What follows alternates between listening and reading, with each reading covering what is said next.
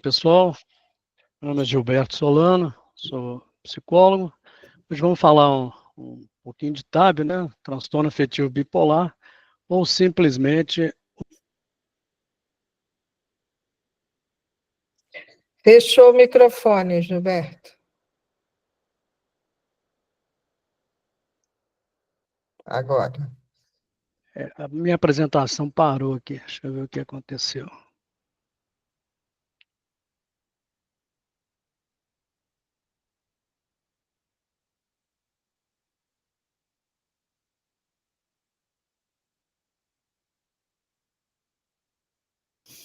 Oi, Francimar. Oi, querida, boa tarde a todos. Como vocês estão? Tudo bem? O Solano está tentando aqui que eu faria assim, Gilberto, tiraria e poria novamente. Fecha para a apresentação e depois coloca novamente, e aí já põe no modo apresentação. Mas seu microfone está fechado de novo. Oi, Thiago. Olá, Kátia. Boa tarde, pessoal. Então, enquanto o Gilberto está resolvendo aí a questão da apresentação dele, vamos só contextualizar que tem gente nova aqui no pedaço. Então, hoje a gente está retomando as apresentações dos grupos de trabalho aqui dentro desse nosso grupo de estudos. E o primeiro grupo é Gilberto Solano, que está com a Ana Beatriz, então está aberto esse grupo, se alguém quiser se agregar para estudar o transtorno do... Está aparecendo, afetivo bipolar. Pode passar agora, Gilberto. Abre o microfone, senão não dá para a gente te ouvir. Tá aberto, vocês estão me ouvindo? Agora vai. Tá, então... Depois de uma briga aqui com a apresentação, né? Então, o que são os transtornos bipolar, né? O transtorno bipolar ele também é conhecido como transtornos afetivos, que são condições que envolvem alterações persistentes do humor. E essas alterações, elas têm um período prolongado, né, de uma tristeza profunda, uma depressão, ou uma euforia excessiva, conhecido como mania, ou uma elação, né? Então, são condições que causam alterações significativas do humor, e essas alterações afetam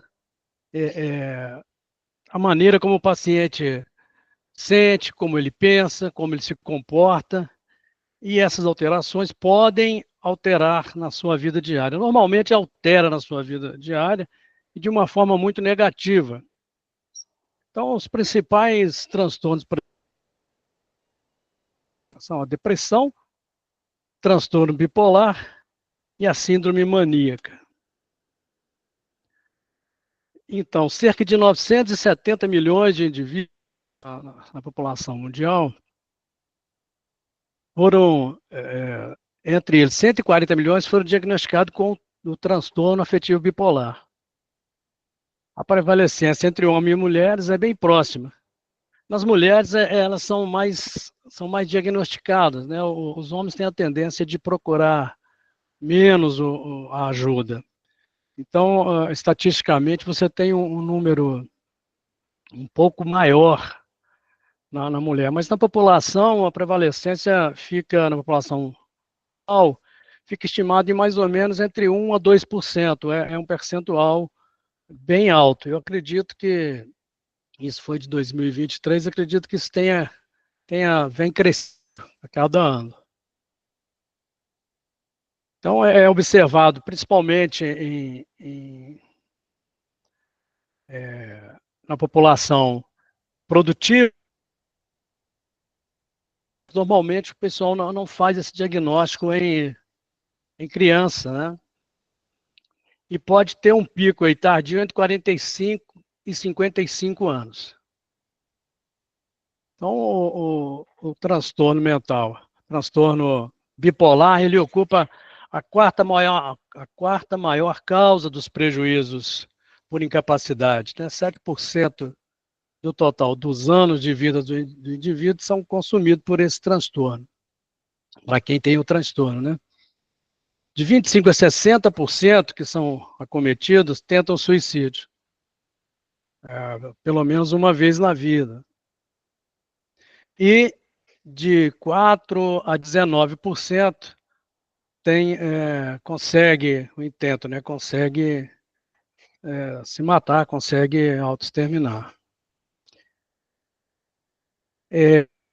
Quando o transtorno não é diagnosticado e não começa a tratar, pode aumentar de 15 a 20 vezes a probabilidade de suicídio. Então, é importante que faça esse diagnóstico e que inicie logo o tratamento. Então, os problemas que são causados quando você tem um diagnóstico, né? O estigma e o preconceito, discriminação, é muito grande na sociedade, né? Então, isso, como a pessoa evita de procurar a ajuda, ele deixa de se tratar. Mais da metade das pessoas com transtornos mentais não recebem ou procuram bem tarde, né, um tratamento adequado por causa do estigma. Então, você vai tirar uma carteira de motorista, por exemplo, quando você informa que você faz uso de determinada medicação, que você faz uso de determinado tratamento, ou que você tem determinado diagnóstico, situação do transtorno mental, você tem ali algumas restrições. Então, isso dificulta essa procura pelo tratamento. Então, por quê? Por causa desse medo de ser tratado, né, de forma diferente, ou de perder o emprego, ou de não ser admitido no emprego, né?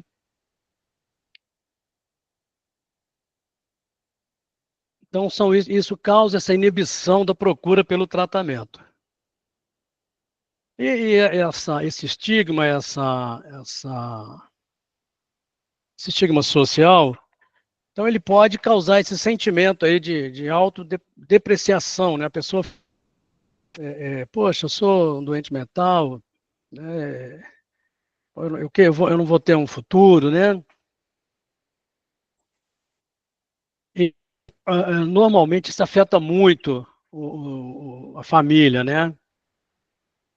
Como que afeta? Afeta com estigma também na família, afeta com problemas financeiros, né? A modificação da vida social, porque muitos familiares não aceitam não aceitam a doença mental e não contribuem com nenhuma ajuda.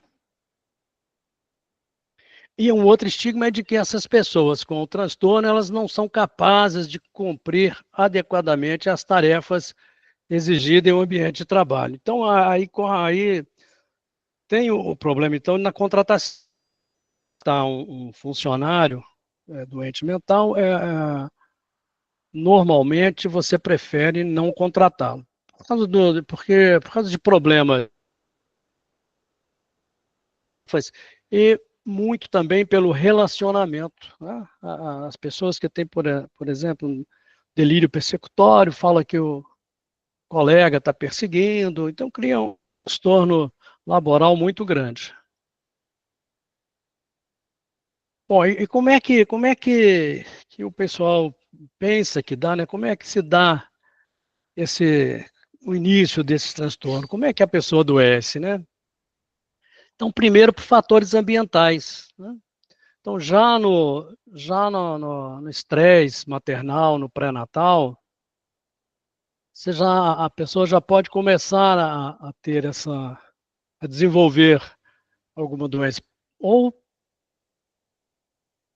no neurodesenvolvimento, né? Tem uma questão interessante, principalmente no TAB, que é a época de nascimento da pessoa. Quando a pessoa nasce numa época, no Brasil até que é um pouco melhor, mas a pessoa que nasce, por exemplo, em ambientes mais frios, quando não tem sol, eu até achei isso meio estranho, mas você tem essa probabilidade de desenvolver o TAB. Desenvolvimentos anormais e fatores de risco ambientais, né? Abusos e maltrato estão associados a um risco de diagnóstico, bem como o distúrbio do sono, né? O sono, quando a gente trabalha com problemas mentais, com pessoas, né, afetadas por problemas mentais, o sono a gente percebe que é uma condição importantíssima para a doença mental. Normalmente a pessoa não tem bons sonos, não consegue ter um sono reparador e dorme muito pouco. E como é que é o curso da doença, desse transtorno, né? Então você tem uma fase de mania, você tem uma fase de eutimia, que é o normal, e uma fase de depressiva. E você oscila nessas fases. Então, um período você está na mania, está na relação, outro período você está na depressão, depois você vem para uma eutimia, depois você sobe para uma depressão, para uma relação de novo, e fica nesse ciclo bipolar. E uma coisa do que os estudos mostram também é que o transtorno bipolar ele é altamente hereditário. Então, esse aqui é um gene que foi separado para o transtorno bipolar, o CACNA1C, e o AKP11 é um outro que foi separado para risco, onde o risco do transtorno bipolar e a síndrome de Down. Então, foram isolados, eles conseguiram isolar esses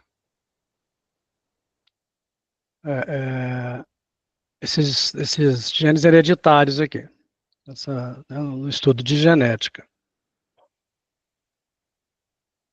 Então, os ritmos circadianos, né, e de sono também estão altamente envolvidos a riscos do transtorno bipolar. Então, quando você, por exemplo, faz uma viagem e você tem um jet lag, né, aquela diferença de horário de um país para outro, por exemplo, né, de uma região para outra, isso altera os seus ritmos circadianos, né? Você tem uma alteração no organismo e isto isso está associado, então, a uns riscos, mais os riscos genéticos e os riscos. Gente, eu tinha feito essa apresentação no Windows e quando eu fui abrir aqui nesse computador que eu estou usando, ele não tem o Windows, então vai ficar meio deformado isso aí, mas acho que vai dar para continuar. Então, quais são as bases da síndrome maníaca, né? Então, a gente tem o transtorno bipolar, como eu já tinha falado, você tem uma fase de mania, uma fase de eutimia e uma fase depressiva. Qual que é de uma síndrome maníaca? Então, é euforia, alegria exacerbada, né? A elação, a expansão do eu, é a grandiosidade, ou irrita, elas costumam também ficar muito irritadas e começam a agredir as pessoas e tem uma irritabilidade desproporcional aos fatos que acontecem no dia a dia e normalmente passa até para a agressão das pessoas. Nos quadros maníacos também você tem a aceleração das funções psíquicas, né? O taquipsiquismo, que você pode observar no paciente a agitação psicomotora, a exaltação, a loquacidade, né? A pressão para falar, a pessoa quer falar, não deixa outra falar. Né? No discurso, por exemplo, você está falando com a pessoa e ela sempre está falando em cima da sua fala. Então, pensamento acelerado e fuga de ideias. O quadro ele deve durar pelo menos uma semana. mas a média de duração do episódio maníaco costuma ser de 3 meses. E pacientes também pode ter algumas atitudes de ser alegre, não, eufórico e às vezes muito irritado.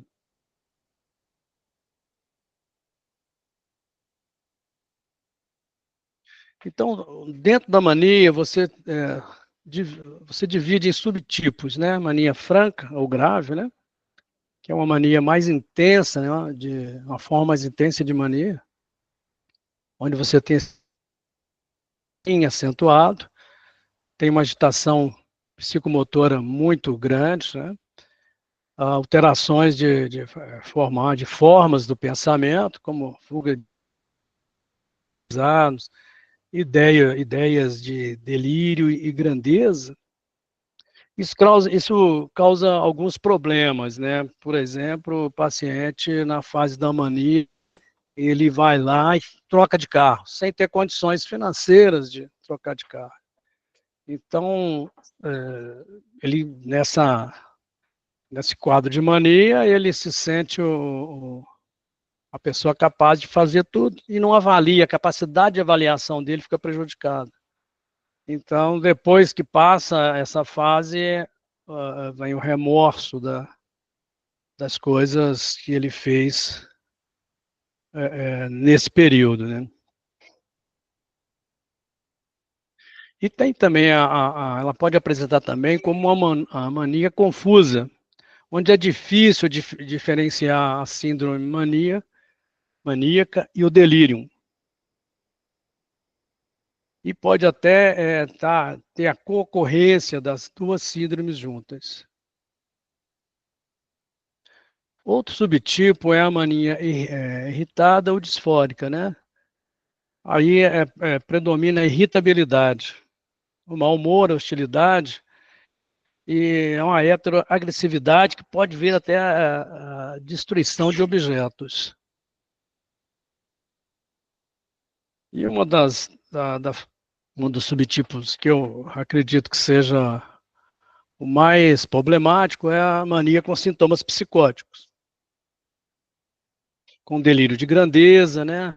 Ou de poder, delírio de perseguição, né? Ou persecutórios. No caso do Brasil, no meio sociocultural, os delírios místicos, religiosos, né? São muito comuns nessa fase. Alucinações auditivas e olfativas ou visuais.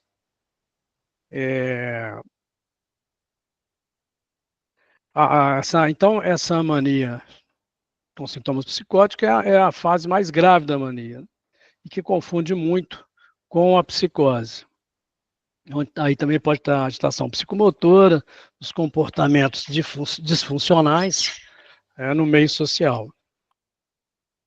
Então, nessa fase de mania é muito complicado. Tem o caso de um dentista que ele era muito, muito bom profissional e muito respeitado. E de repente ele começa a assediar as clientes dele. E assim, começou as reclamações e o pessoal não sabia o que estava entendendo. Ele entrou num quadro de mania e o pessoal não sabia que ele tinha esse transtorno, né? E um outro subtipo é a hipomania, que é uma mania mais atenuada, né, que muitas vezes passa despercebidas, e esse é um grande problema, porque como passa despercebido e você toma aquilo como normal, acaba que você não recebe uma atenção psiquiátrica ou psicológica, né? Então, o cara tem o transtorno, mas não é tratado. Desculpa, gente. Então, como é que você percebe isso? O indivíduo está um pouco mais disposto do que o normal, né? Ele fala muito, ele conta piadas, faz muitos planos, não se ressente com dificuldades ou limites da vida.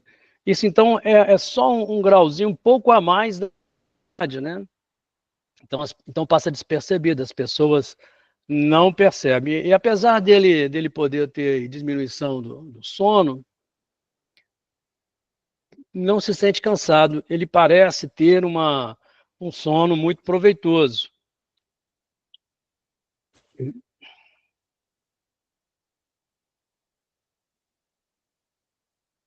Então, na hipomania, o episódio pode não ser suficientemente grave, né, para afetar aí o funcionamento social ou profissional,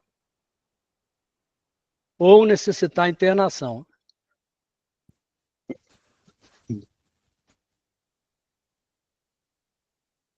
É, é,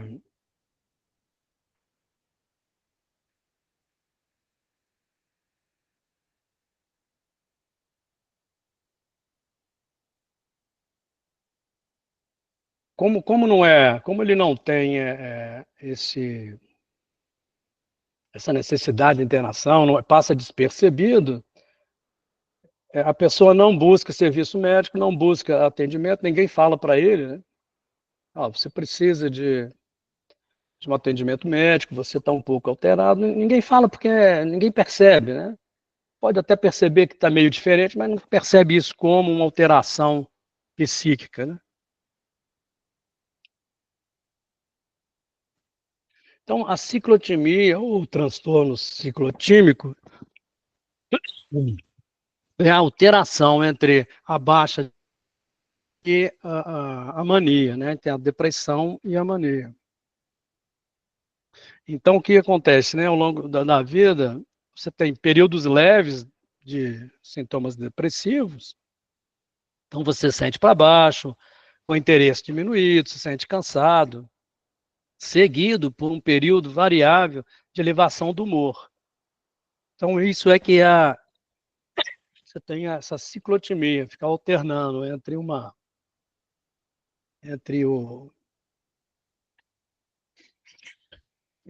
a mania e a depressão. Então, aqui eu fiz um gráfico só para entender, né? Então, a mania, você tem um período maior, né, no tempo.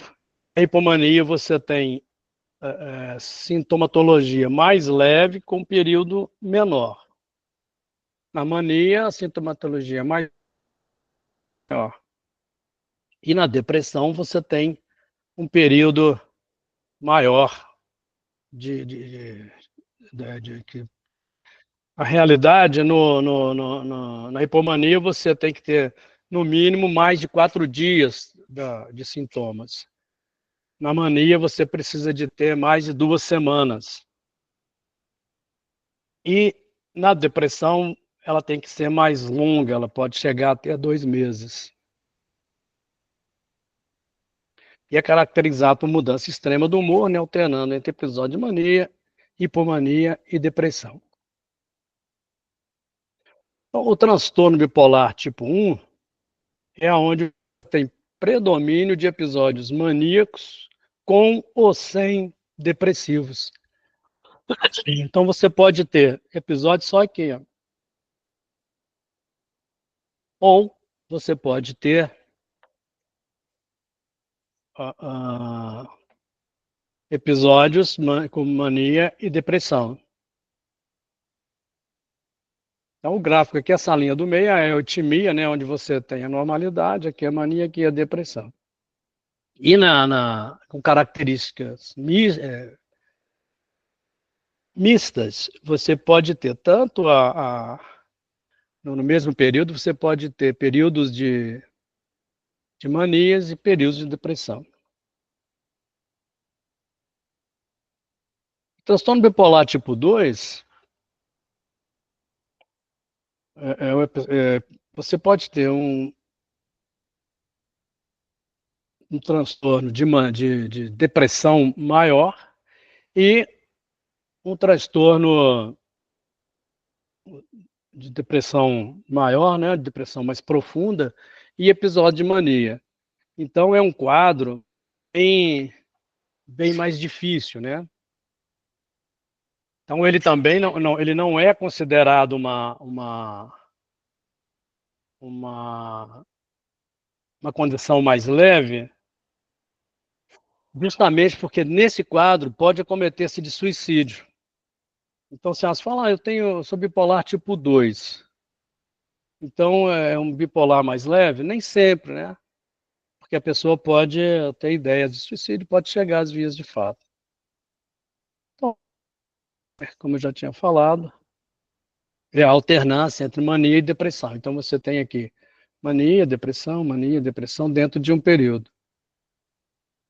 E sem atingir a intensidade dos episódios maníacos ou depressivos maiores. Então, como ela é cíclica, ela não pode ser colocada dentro de um episódio hipomaníaco, nem maníaco e nem depressivo, porque ela é cíclica, né? Ela vai ciclando. E dentro do ciclo, você pode ter uma ciclagem normal ou uma ciclagem rápida, né? Então, você observa na ciclagem rápida pelo menos 4 episódios de humor distinto em um período de um ano. Então, dentro de um ano, você pode ter depressão, mania, depressão, depressão.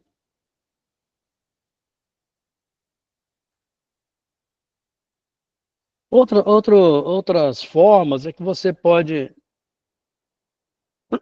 Acho que caiu na internet aqui. Então, outra forma de produzir o transtorno bipolar é que ele pode ser induzido por substância ou medicamento. Causado, por exemplo, abstinência de substância ou de medicamento que pode produzir sintomas semelhantes ao transtorno bipolar. Devido a outra condição médicas, né, causado por doenças neurológicas ou endócrinas, né? Tem um paciente, por exemplo, que ele tem uma condição renal. Só que ele tem vários transtornos. Não, tem o transtorno bipolar, tem a síndrome de Asperger, tem autismo. Então, assim, depois nós vamos ver isso, vou tentar dar uma explicação sobre isso.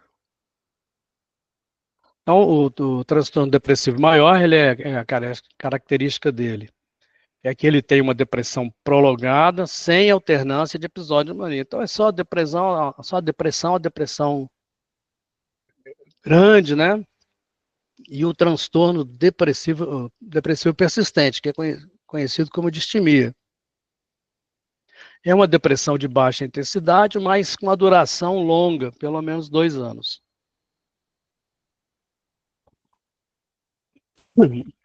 Isso tudo é importante de saber que existe esse tipo de manifestações.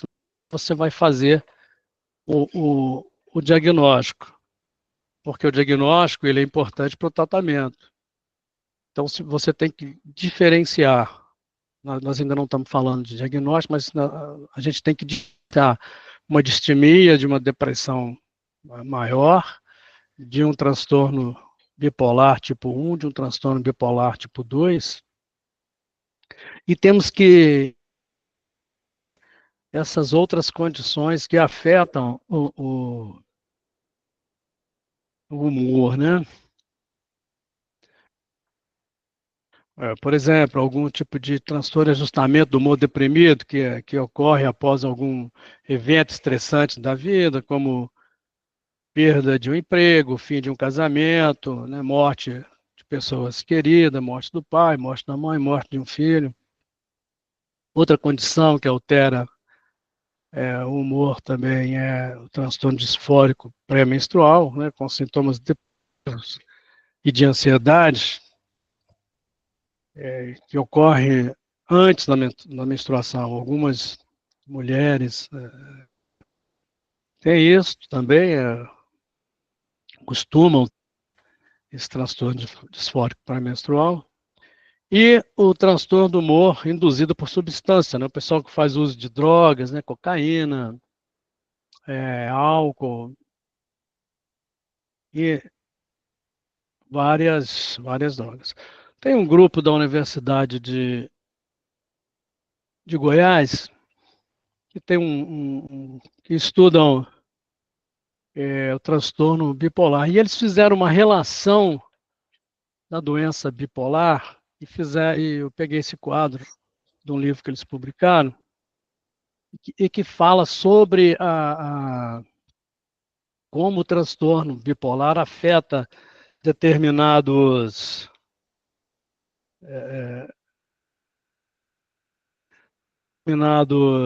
a correlação, né, bipolar com determinados sintomas, com determinados outros transtornos. Então, a doença bipolar, por exemplo, ela vem com sintomas afetivos emocionais envolvidos, e isso vai estar dentro da depressão, da ansiedade, da irritabilidade,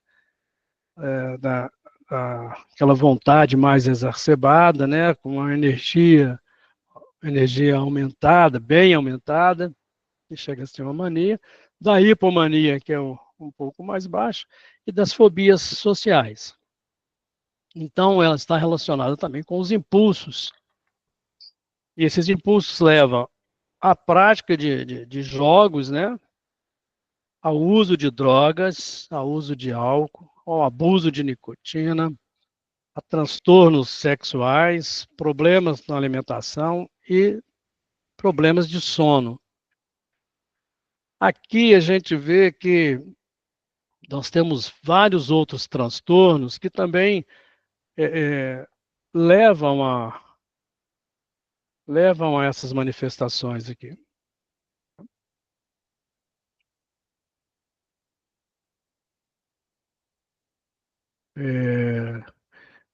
Também a relação do transtorno bipolar com os sintomas psicóticos, que leva à catatonia, a perplexidade e a paranoia.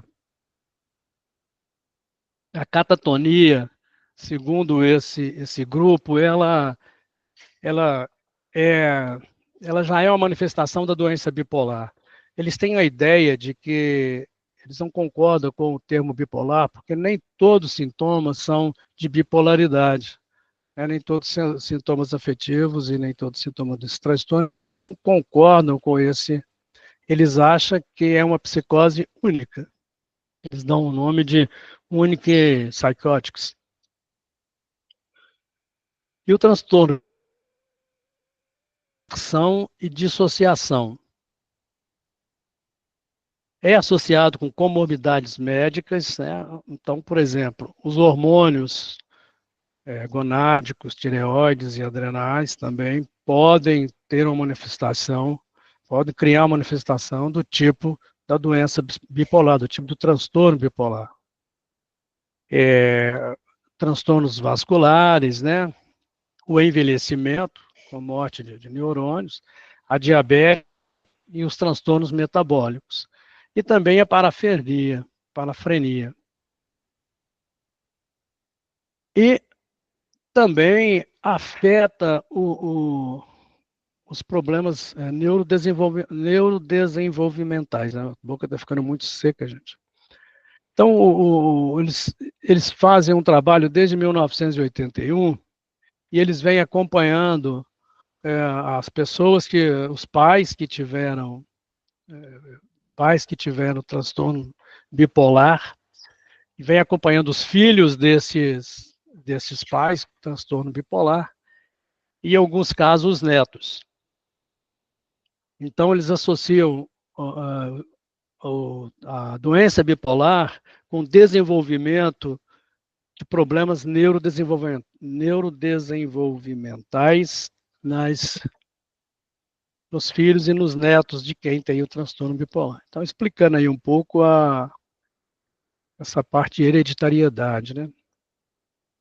E a doença bipolar, então, leva à oligofrenia, está relacionado com autismo, com a esquizofrenia, com a epilepsia, com a dislexia, com a descalculia, com a dispraxia e com a hiperatividade. Então, o que a gente vê é que como a gente tem essas manifestações da doença bipolar, quando você vai fazer um diagnóstico diferencial, você tem que muitos outros transtornos, né? E é interessante também que parece que a doença bipolar ela pode evoluir para alguns casos, né? Parece não, ela evolui. Há 10 anos atrás eu atendi um paciente que ele tinha uma descalculia. Era uma criança, hoje ele está com 22 anos, está no, apesar de ter descalculia, está fazendo engenharia mecânica, mas nesse, nesse último mês a mãe dele me procurou porque ele desenvolve uma epilepsia. Então, lá naquela época, quando eu identifiquei a descalculia, eu comecei a pensar se esse diagnóstico foi realmente correto, né? Porque se um transtorno bipolar evolui, se uma epilepsia, ou para dislexia, para descalculia, ele já tinha descalculia. Será que o diagnóstico dele não era bipolar e de descalculia? Então, hoje ele conseguiu, já passou nas disciplinas de cálculo, 1, 2, 3, 4, mas em compensação hoje ele tem uma epilepsia, parece ser de lobo temporal. Tem uma semana que ele voltou para mim lá. E também essa doença bipolar, ela desenvolve uma doença de temperamento, né? Que é essa irritabilidade, que é aquela pessoa que é agressiva. E essa doença de hiperatividade, então, confunde também com o transtorno de personalidade, né? Personalidade antissocial, narcisista, borderline, evitar esquizoide e histrônica. Então, esse quadro, eles fizeram lá justamente para tentar justificar essa, essa ideia que eles têm de que não é um transtorno bipolar. Na realidade, todas as manifestações são manifestações psicóticas.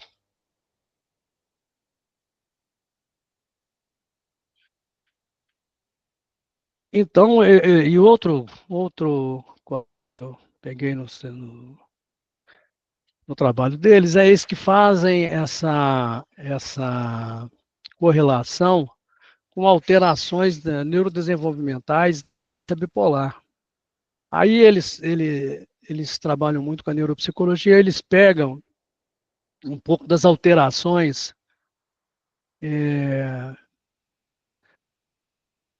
cerebrais, né, funcionais cerebrais. Por exemplo, alterações na fossa posterior, então tronco-cerebelo.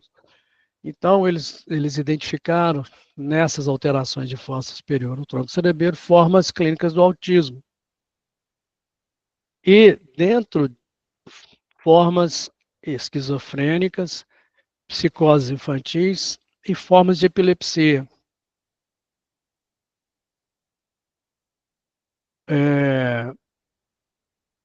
Nessas formas de epilepsia, eles correlacionaram com a esquizofrenia paranoide. Se você tem uma epilepsia, realmente você pode desenvolver esses transtornos, né, de paranoia, que é bem presente na esquizofrenia. Na alteração occipital, eles fazem uma correlação com a depressão e com a esquizofrenia catatônica.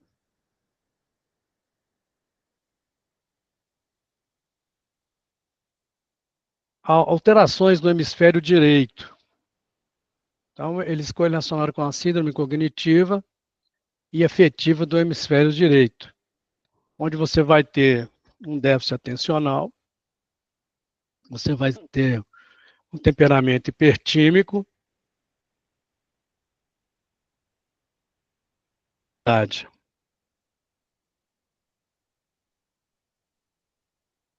e a alteração fronto-dorso-lateral.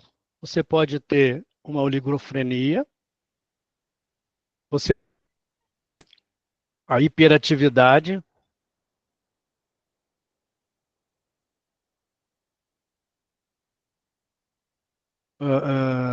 na alteração frontal orbital mesial, então você pode ter uma psicopatia, também uma hiperatividade, porque é frontal, né?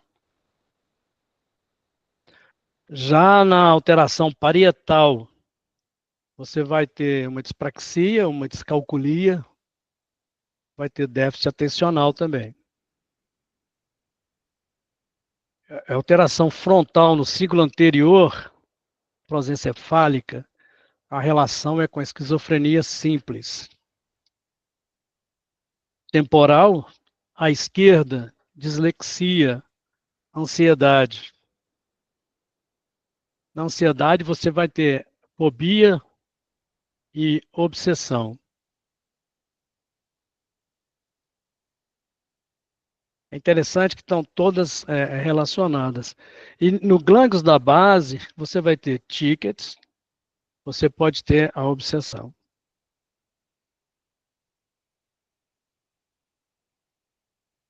Então, pessoal, é isso aí que eu queria falar com você. Agora a gente passa para as discussões. Perfeito. Vamos abrir aí quem quer falar, comentar, ampliar as reflexões, complementar o que ele trouxe. A ideia é que a gente possa aproveitar esse momento para estar debatendo. Fala, Thiago, então. Gilberto, parabéns Eu pela achei bem apresentação. interessante. Esse quadro, gente, eu peguei no livro deles lá, que chama Psiquiatria Neuropsicológica. Eu achei muito interessante. Eu tinha até falado de nome, né? Por exemplo, antigamente o TAB era PMD, que era uma psicose maníaco-depressiva. Depois você veio para transtornos afetivos bipolares. E agora esse grupo aí está com essa ideia de uma psicose única. Isso por quê? Porque o que a gente vê em no transtorno bipolar, na realidade nem posso dizer que é no transtorno, você vê várias sintomatologias de outros transtornos, né? Por exemplo, esse paciente que eu estou atendendo, que ele era um paciente que tinha um déficit de atenção, foi medicado com Ritalina e teve um surto por causa da Ritalina. Teve um surto psicótico. E teve que ser internado. E ele tem uma sensibilidade a várias medicações. Então, é um quadro de difícil tratamento, porque você não tem medicação muito renal, ele teve que colocar stents nesse problema. Ele tem uma ideação suicida muito grande, tem época que passa um tempo grande dessa questão de suicídio. Ele tem umas crenças muito arraigadas, que às vezes prejudica, mas na maioria do tempo elas ajudam. Por exemplo, ele segue uma religião, que é uma religião católica, mas que é uma religião católica que acho que parou no tempo, pelo que eu entendi. Ele não aceita os outros papas. E ele tem uma questão da morte, como se ele suicidar, por exemplo, ele vai arder no fogo do inferno, é a frase que ele usa. Então, assim, você não pode tirar essas porque senão ele pode cometer suicídio, por exemplo. Então, assim, são vários, e ele também tem um transtorno, tem TEA. Então, ele é Ele é multidiagnóstico, O né? dedo Então, muito assim, o real, né? psiquiatra, quando mandou ele para mim, que mandou a lista de transtorno que ele tinha, eu falei, cara, você me jogou no buraco, eu vou fazer o quê? É claro, tá dando certo, né? Tem altos e baixos, mas está dando certo. Deixa o É, Thiago falar, Gilberto, para a gente poder debater um pouquinho. Fala aí, Thiago, o que que você pensou? Tá. Primeiramente, queria parabenizar o Gilberto, né? Eu acredito que o quadro também dos ciclos da bipolaridade, né?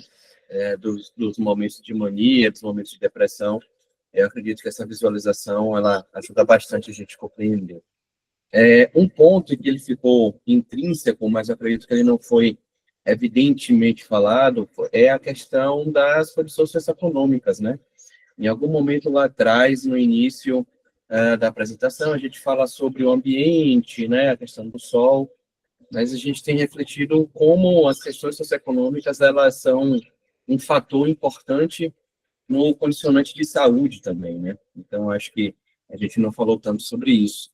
E compartilhar, assim como você está fazendo agora, Gilberto, compartilhar um caso, né, de uma paciente recentemente em que ela estava funcional e dando conta da rotina, trabalhando, estudando, quando ela estava em hipomania. A gente tinha uma dificuldade muito grande de conseguir esse momento mais equilibrado dela, e quando ela reduzia essa atividade, ela entrava no estado depressivo, que tinha dificuldade até de realizar a própria higiene. Mas, no momento de hipomania, né, o que era demandado dela, era o momento que ela conseguia dar conta, né? Então, mesmo claramente a gente percebendo que era um momento de maior atividade dessa paciente, era um momento em que ela conseguia atender as expectativas dela e da família, né? Do companheiro. Então, era só compartilhar isso e agradecer pela apresentação. Mais alguém querendo fazer algum comentário importante? Eu queria te pedir, Gilberto, eu acho que, bom, primeiro que você compartilhe essa apresentação, porque eu concordo com o Thiago, tanto aquele gráfico dos ciclos, né, que mostram os tipos diferentes em ciclo, ficou bem legal, e também esse diagrama, né, das áreas cerebrais disfuncionais, que parece também bem interessante, mas eu não consegui acompanhar vendo aqui as relações entre essas áreas, como que se mede. E a outra coisa, mas o que eu queria te pedir também é que você, se fosse possível, falasse um pouquinho sobre as bandeiras vermelhas, né, as red flags, para a gente ficar atento, né, seja com neuromodulação ou com qualquer intervenção, ou mesmo sem ser pela intervenção, que cuidados, quais são os sinais de que a gente está perto de alguém entrar num quadro mais grave e precisar de internação, precisar de modificação de protocolo terapêutico, porque eu acho os quadros de bipolar os mais difíceis da gente atuar justamente por causa das viradas, né? Então, a pessoa está num momento de muita depressão, aí você vai lá e faz um protocolo para ajudar, seja ele de neuromodulação ou mesmo de terapia cognitivo-comportamental, a levantar o estado do humor, e aí ele dá a virada e entra na euforia, e na euforia ele pode ter algumas atitudes bem disfuncionais que afetam ele, colocam em risco ele mesmo e as pessoas que estão próximas a ele. E talvez a gente pudesse pensar, se for possível para o grupo, fazer também um quadro de diagnóstico diferencial, né? Porque a gente sabe que muitos desses sintomas são comuns em outras condições, outros transtornos, como você mostrou, mas como que a gente fica claro, né? Tipo, Como é o estado depressivo nesse caso, naquele caso, porque você deu umas pinceladas, mas um quadrinho talvez fosse uma coisa bacana para a gente, para ajudar a gente nesse raciocínio. A minha internet falhou bastante, logo na pergunta do Tiago, né, na questão do Tiago, e na sua explicação. Depois eu vejo a gravação. Ah, tá bom. Alguém quer complementar? Ainda temos 4 minutos. Quer fazer algum comentário? Fran, Igor, Giro, Ana, Andréia, alguém querendo, Dani, alguém querendo complementar e falar, nossa, muito bom ver isso, na minha prática tem aquilo. Fala, Fran. Apenas agradecer a iniciativa e parabenizar, bem interessante.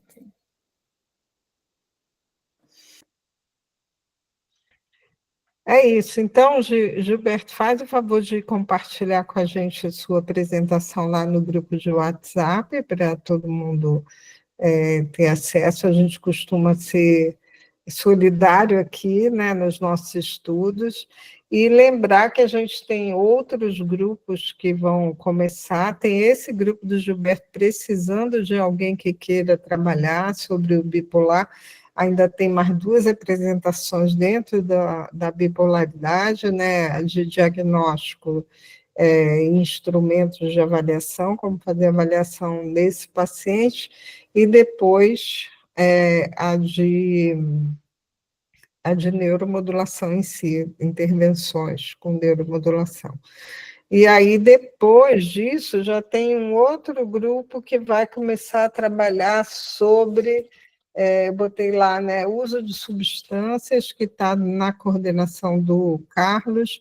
Aí, se alguém tiver interesse também em se integrar nesses estudos de uso de substâncias, está aberto, que é o próximo mês. Depois vem toque, obsessivo compulsivo, e depois pânico. Toque está com o Matheus e pânico está comigo. Então, é isso que temos para esse semestre. Vou parar a gravação, mas queria agradecer todo mundo e lembrar que esse grupo de estudos é para a gente construir juntos. Então, a participação de todos, as contribuições são muito importantes. Kátia, eu estou sem grupo Eu vou deixar para ainda. compartilhar quando eu chegar em casa, porque nesse computador aqui que roda diferente. Tá. Então, aí lá vai ser do Windows, fica mais Mais fácil. fácil. Tá bom. E eu queria agradecer vocês aí pela atenção. Eu falei um pouco corrido, mas aqui eu estou meio acelerado. Eu acabei de chegar de outro médico com a minha filha, né? E quase não deu tempo. Uhum. Eu cheguei no consultório, eu compartilhei o do celular, começou a cair muito, falando, deixa eu ir para um lugar que não dava tempo de chegar em casa. Aí eu vim para esse outro. Parece que deu certo. Eu vou sugerir, André, que você, assim como o Fran, quem não está em nenhum grupo, quem já fez no primeiro semestre pode ficar mais dispensado aí. Mas quem não fez e quiser se integrar a algum grupo, já vai botando o nome lá, eu vou botar os líderes e vocês já entram em contato com quem vocês estão interessados em contribuir, porque é uma oportunidade da gente estar aprendendo, né? Quando a gente ensina, a gente acaba aprendendo mais ainda. Então, é muito bom. Obrigada. Obrigada, Gilberto. Obrigada, Kátia. Nada. Vou parar.